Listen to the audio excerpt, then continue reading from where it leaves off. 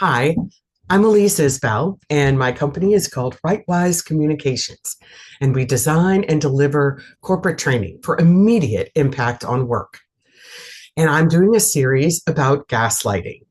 And gaslighting is a spectrum of behaviors from severe to very subtle. And so we started very subtle, and we're going to move to more severe and more severe as we go through the series. You don't have to listen to these videos in order. You can listen to them in any order you want, and we're still going to get a lot of value. All right. So the last time we talked about gaslighting, we talked about a concept called minimizing statements. Today, we're going to be talking about another form of gaslighting called mislabeling you or your emotions. And so that's what we're here to talk about. The thing to remember is that behavior is a choice. Just because someone seems effortless in what they're doing, it doesn't mean they're not choosing it. They are choosing their behavior. People choose the words that come out of their mouths. They have a choice of whether to be acknowledgement or whether to use acknowledgement, appreciation, nurture, and support, or whether to use judgments and mislabel your emotions or you. And so that tactic is what we're going to talk about today. Mislabeling your emotions is a way to shift the focus from the gaslighter and onto you. It's a way for the gaslighter to kind of shift the blame in the situation to make you into the bad guy or the problem. And that way, if there's anybody else involved in that situation, they're going to look at you instead of making the gaslighter accountable for their own behavior. It also might be a defense response. For example, if a gaslighter is caught, and now they've got to figure out a way to get out of being caught, they want to shift that focus to something else, to someone else, and make it your problem rather than the other person's problem. Now, or rather their own problem. So some people might argue that, well, we're just trying to figure out how someone feels. But what's the best way to figure out how someone feels? Ask. All you have to do is ask. So let's look at a few examples, and I'm going to share my screen so we can see these and talk about them one by one. So we might hear a gaslighter say, "Oh, you're too sensitive. You're overreactive. You're being dramatic." And that's an accusation. Focusing on you allows them to avoid accountability for their own behavior. Instead, I've put an alternative way of dealing with that in a more productive way, and that's in bold and italics. So a more productive way of dealing with that might be owning or taking responsibility for how they might have made you react dramatically. Oh, yeah, you might be surprised. You might have reacted, but they also provided a catalyst for that behavior to happen. And so they need to own that side of the behavioral equation as well. They might ask, "Are you nervous?" Well, that's a label.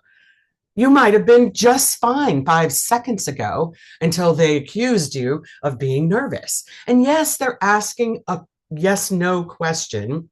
So it might seem like a curious question, but what they could do instead is make it open-ended and supportive by asking, "How can I support you?" They label your actions negatively. For example, "Well, you left the room, so that's the real problem." Well, maybe you left the room because they were screaming at you. But by looking and focusing on your behavior and then labeling it a problem, they can avoid the responsibility of screaming at you in the first place. That is what gaslighting is essentially about. It's about shifting somebody's reality, altering somebody's perception of what really is happening. They leave out details and they label behavior in a way that makes them look good and you look bad. And let's look at the next one. You look scared. You look overwhelmed. You look terrified. Well, you may just be surprised. Instead of labeling somebody's and assuming somebody's um, emotional reaction, why not just use a curious, open ended question like, how are you feeling? How are you feeling?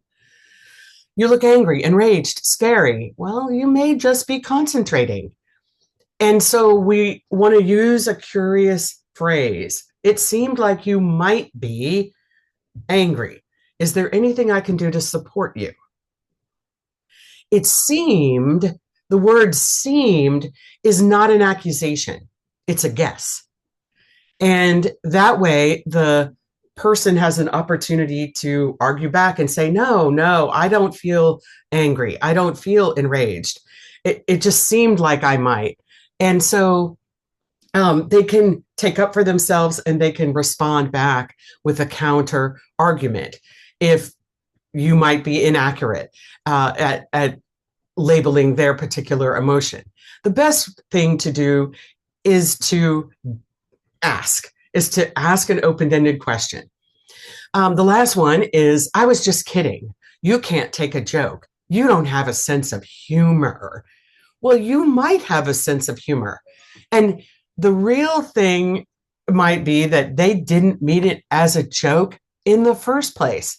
They were doing that or saying whatever they were saying to be a jerk initially. And so maybe you recognized that behavior while it was happening and you called them out. And so they turn it around on you and they label your sense of humor instead of actually owning the fact that they weren't making a joke, they were being a jerk. All right, so that's what we're talking about today. That's the type of gaslighting that we are discussing in depth today. And so, you know, gaslighting is designed to cause us to question our own reality. And so when someone says, are you nervous? We might have been fine 5 seconds before, but now we're questioning. Now we're doubting. Now we're unsure and insecure. And so pay attention when people start labeling you or labeling your emotions. And look for those alternatives when you're dealing with other people as well. My advice is to stay curious. Ask open-ended questions. If you want to know what someone is going through and how they're feeling, the best thing to do is ask.